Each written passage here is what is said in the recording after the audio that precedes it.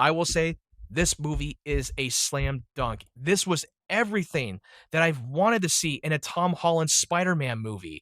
Because I will, even though I said that No Way Home is my favorite Spider-Man movie, but this movie itself is the best Tom Holland's Spider-Man movie, period.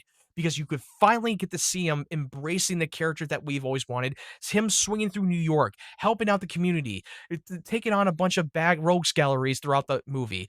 And John Bernthal's Punisher, I expected him to have a little bit of a cameo in the movie and pop in and out when he's needed, but he has a bigger role in the movie, and his banter with him and Spider-Man was great. I loved it.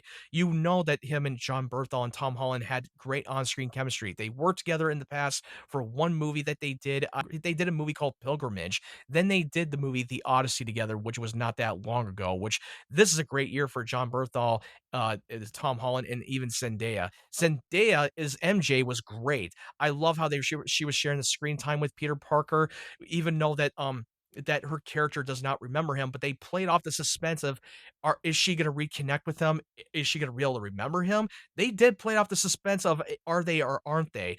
And I love Ned. I always loved the Ned character, and his screen time with him in Spider-Man was so golden. But you already know that them and Zendaya and Jacob had a great on-screen chemistry, that they felt like family.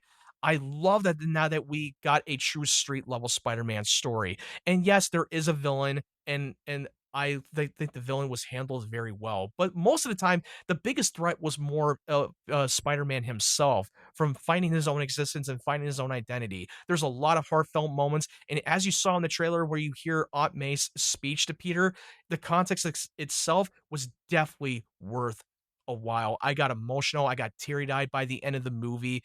It really delved in a lot of the humanity and dealing with loneliness and processing their grief.